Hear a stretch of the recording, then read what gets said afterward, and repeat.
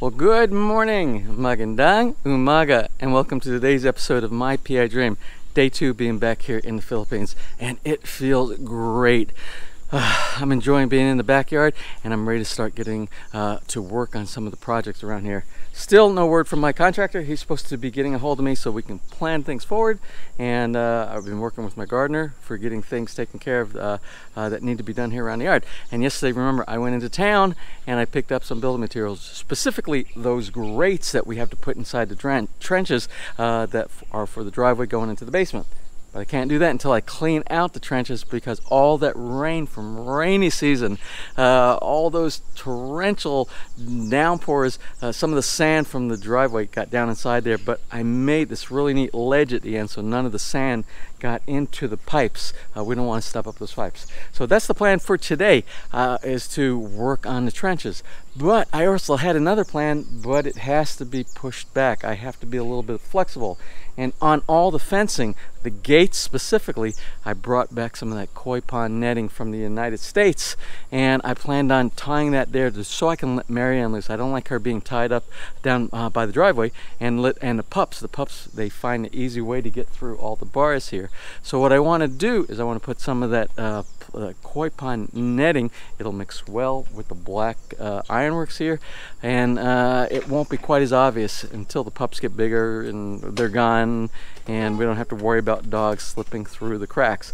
So anyway, that's the plan today, but we can't do that obviously because the ironworks folks still have to come out and do some painting on that, and I don't want to install it and then have to pull it down for them to do that and put it back again, wasting those tie straps. So anyway, that is the plan for today. So let's go ahead and get today started. So without further delay, let's get today's video underway.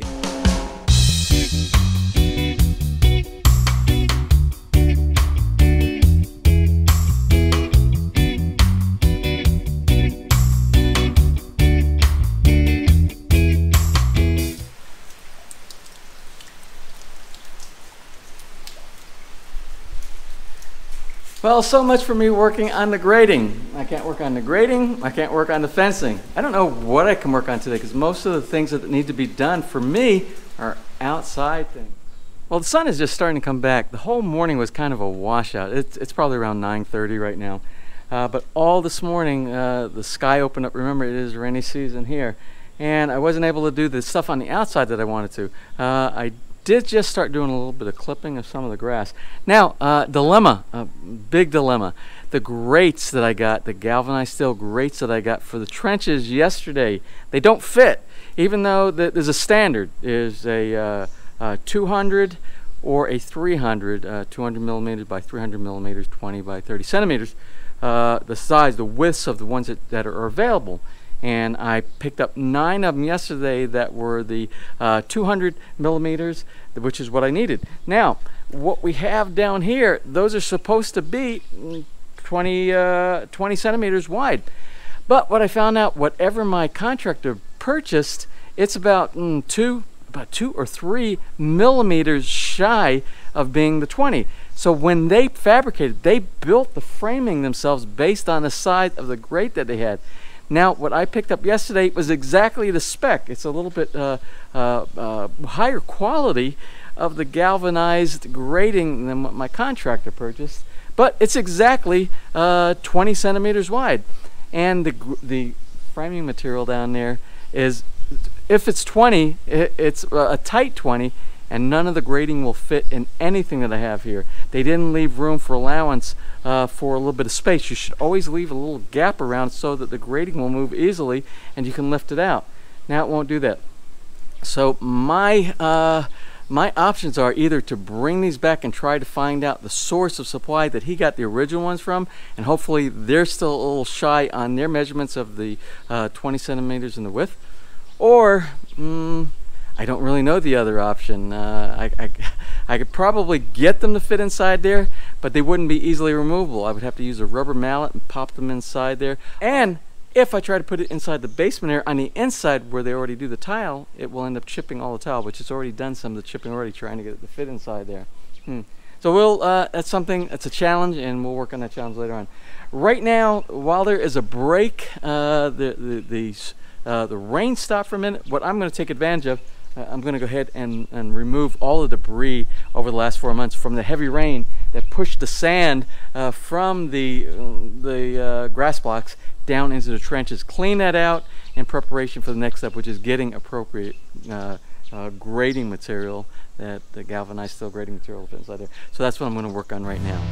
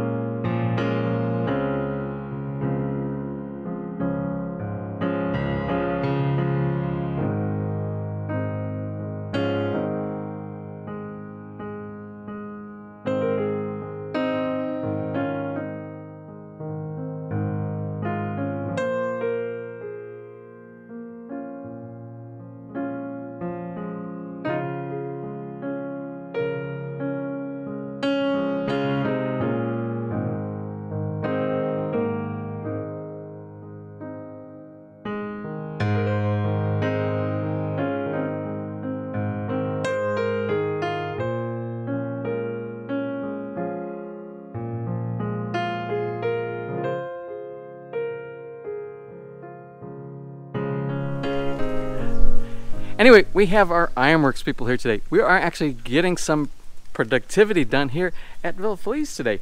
I was successful a little bit getting some of the grading done. We're getting some of the fencing painting done, and they use this epoxy paint inside there. It's actually pretty good for resisting moisture and corrosion and things like that. So that's what the folks are doing over here. I was successful in using some of the grates that I got from Wilcon yesterday and getting them installed. I have to cut this one down here. I picked up a grinder while I was down there yesterday, a metal grinder, so we will cut that last section once I put in some filter material. Down inside here, I originally put embedded in some concrete, I put some screening, not filter, some screening material to keep things like the mahogany leaves from going down in the pipe, clogging up the pipes, because that would be a disaster if those pipes got clogged up. For some reason, my caretaker, my gardener, when I was gone. And instead of removing the debris inside there, I think he took out all of the screening inside there, which leaves it as a vulnerability. And I really hope none of the debris got flushed down in there. I think there probably was some debris inside there, which was preventing water from flowing through there. But he took all the screening off, which is a bad thing. I looked and I inspected the other ones, and my screening material are still in place, and I'll show you what I'm talking about. See, down inside there, I embedded the screen inside there. So I am working hard, but I had some visitors. We had some visitors to Villa Feliz today, and the visitors were some new neighbors who were just moving in March, about the time that I was getting ready to go back on vacation in the U.S. And I took up part of my morning, and I'm fixing some lunch right now because it's very late. I'm having a very late lunch today. But I will get back down here. So today is actually going to be a successful day getting things done. Fence, and when they get done with the fence, I will start working on the netting material to try to keep the pups inside the yard here as well. And we'll monitor that once I get to that point.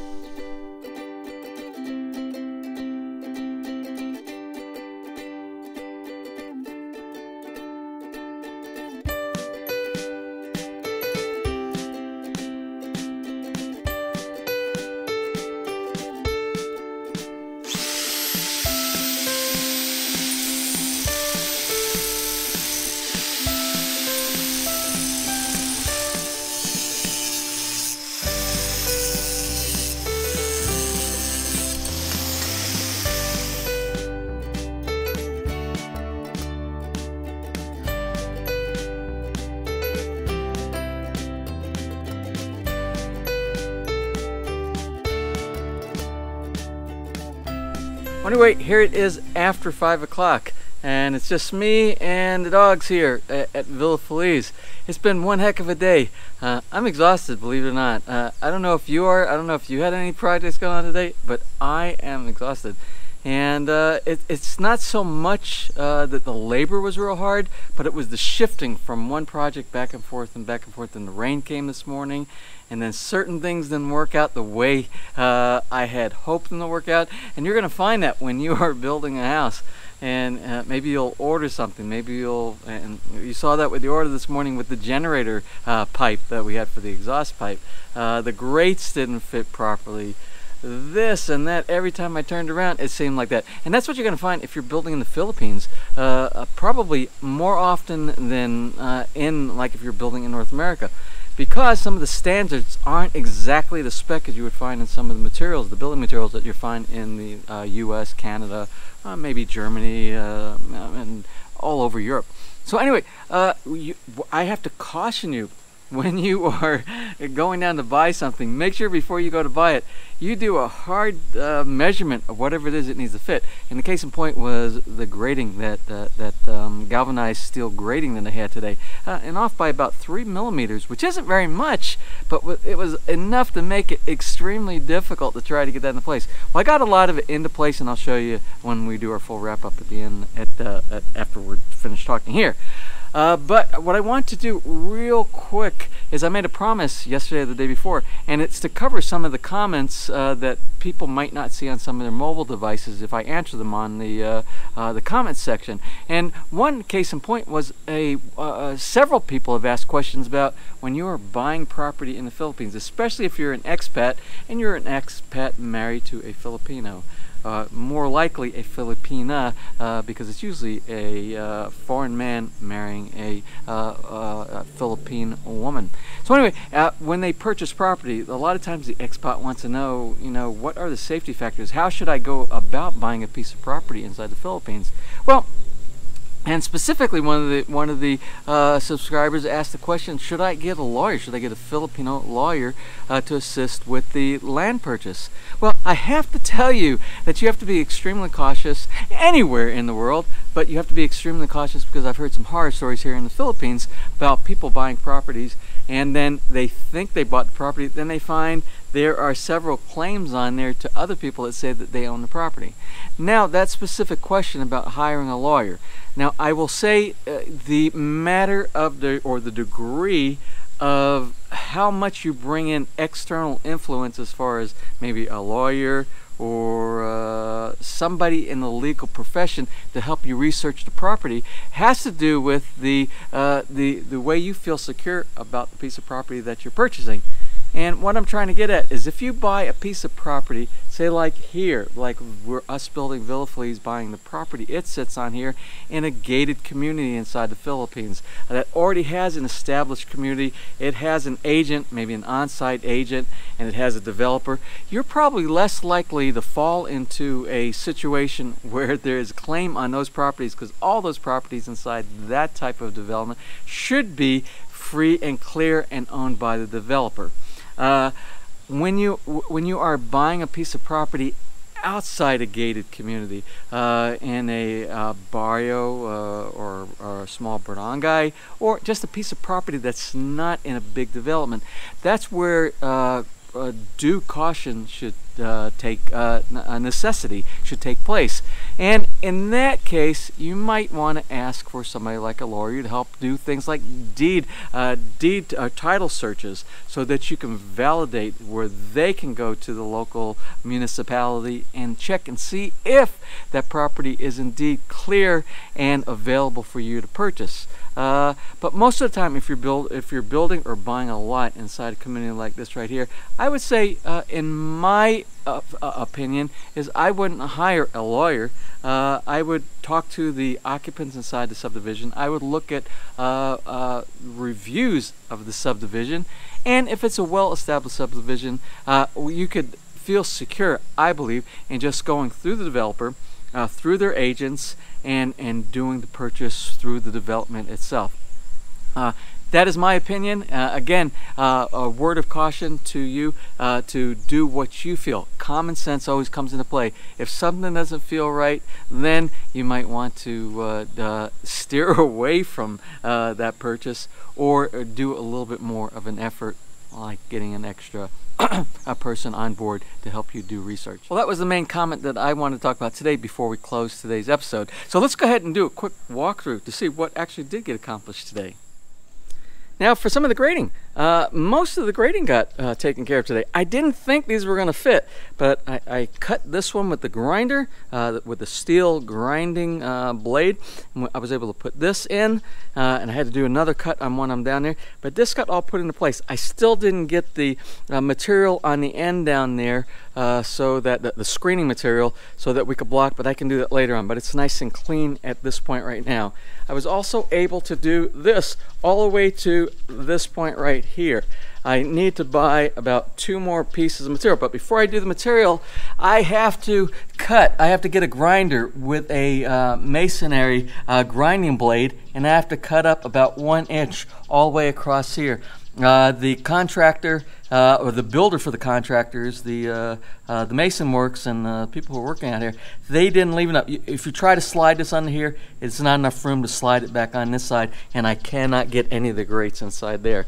I'm lacking one here. The one I picked up yesterday is a different size. It does not fit, and it's a different shape. It has 2 sections here instead of 1, 2, 3, and I'm going to have to return that and get the proper one. I'll work on that later. But I did manage to get all of these on the inside of the garage. I got these all in place right here, so it is all complete. And another task I worked on today, this was all filled with construction debris. I took all the construction debris out here, as well as this area was full of construction debris. I removed that. I am going to put some more topsoil inside there, and at that point, once that topsoil gets inside there, I can put some shrubs in this area here. I can start getting that and put a little bit of mulch in there, and that will protect this. This has to be kind of sanded down just a little bit and repainted. But that's responsibility of my contractor, because they didn't finish a lot of this. This is all splattered. There's a lot of splatter on here from when they were doing the pebble rock. So I'll get him to have those guys clean that up and do a finished painting once we get those back on the job site again. And over my shoulder here, our Ironworks folks came today. Grace and her dad Otto and one of their crew members came down, and they started doing the painting on the gates. I asked them start with the gates, so that as soon as they get done with that, I can start putting that fabric on there, the pond net material, so we can try to keep some of the dogs on the inside. And I think I might be working on that tomorrow. Remember, I wanted to do that today, but I found I couldn't do that because I had to do the painting. So they painted quite a bit. They painted most of this on the front, I believe. Some on the side, some on the front. And they did the rear gate back there so that I could put that netting material on, and the walk-through gate and the drive-through gate. So I will start on that. So that got accomplished today as well. And I don't know if you saw from the, you probably did notice it from the drone footage today when I did the over the house and the yard presentation of Villa Feliz. But you saw that the grass is a lot greener than it was 4 months ago. So the grass is coming in really good. I don't know why the backyard is a lighter color green than the front yard. The front yard, it's so green and thick, and I think it's because my gardener spent a lot of time in the shade in the front yard doing a lot of watering, and the backyard, it's open to the sun a lot. And I think the bluegrass really likes lots of water, and it can tolerate semi-shade. I don't think it likes full shade because behind the Baja Cubo, it's pretty much non-existent back there. There's a lot of dirt back there. And also, my gardener started doing some lawn cutting with my hedgers. And in the Philippines, you'll find out also that a lot of people don't have lawnmowers, or probably a majority, most people don't have lawnmowers, and they hand manicure their yard with like scissors, these things that look like long scissors about this long, and or shears like we have today. Let me show you what it looks like on the front. It actually looks like he went over it with a lawnmower. Let's take a look real quick. So you can see this is where he cut with the shear, and it's nice and clean up against the sides. So you can see where he cut and where it's not cut. Cut, not cut. And he did mostly around the side of the house today, and he did on the back side of the house. Not a lot of traffic back here, but he did some work back here in this area right here. And tomorrow I imagine he will continue with that. I need to work on the garden over here. I need to start pruning that area. I will get to that, but mostly I need to focus and concentrate on things inside the house, real building stuff, and leave the landscape and the gardening to the gardener.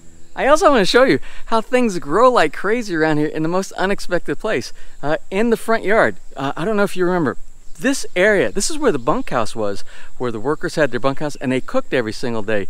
And things from their cooking probably fell into the ground. And we have two things that are growing out here that were not planted that I know of. And that's how things happen around here. We have a papaya tree. This was not here. It wasn't even here when I left 4 months ago. And look at the size of this right now. I'm actually going to let this continue to grow. This is kind of cool over here. But we also have a pepper plant. You see down here, this is a pepper with something that looks like maybe a papaya in front of it. There's something else on it. It has something to do, and I guarantee you it's edible, whatever it is. But the pepper plant, take a look at this.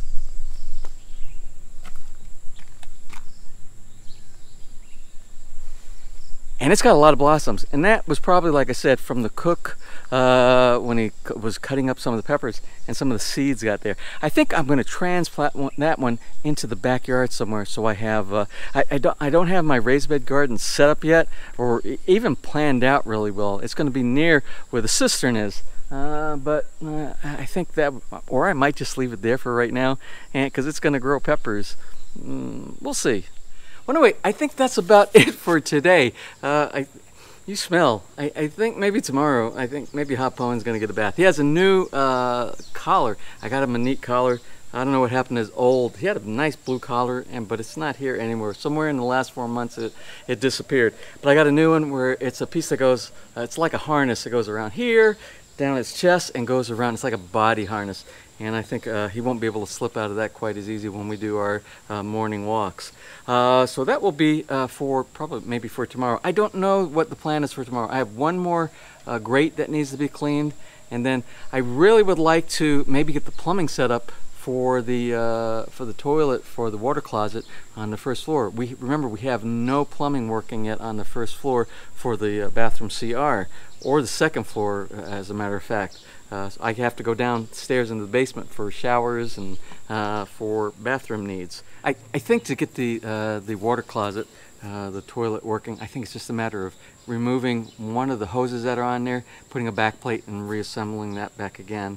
It hasn't been grouted inside, and the grouting will come soon, but remember I wanted to get that grout that has the epoxy in it, the epoxy grout. We'll see if I can find that. Well, I think that's about it for today. I think I'm going to close. And I want to thank each and every one of you for coming back and joining me here at Villa Feliz for this build to try to get this closed out. Some of these are important tasks of building. Some of them are just tedious tasks like cleaning out grates and making sure that you don't have any damage later on. But each and every day, I hope that I learned something. I hope that you learned something as well. And if you have anything to share, please remember this is a cross-collaboration type of a channel right here. And thank you for all the suggestions and everything that everybody brings in. I actually treated that ant bed this morning with a solution that Ness, she found it on the internet. It has a solution that had to do with some kind of like canola oil and dishwashing soap. But I went back there later on in the afternoon and they're still there. Maybe I need to do a double treatment. I don't know. But Grace, our Ironworks person, she is going to check with someone who actually has to do with putting compounds down on the yard that help get rid of some of the bad insects like those biting ants. So anyway, I'm going to close for today. Are you ready to close for today, Hopbone? Yes, we're ready to close. Well, we're going to close for today. If you enjoyed today's video, please give us a thumbs up. Please share, and if you have not subscribed, just click on that little My PI Dream heart in the bottom right hand side of your screen. You'll be subscribed and you'll be notified the next time we upload a new video. So until such time, you have a wonderful and blessed day.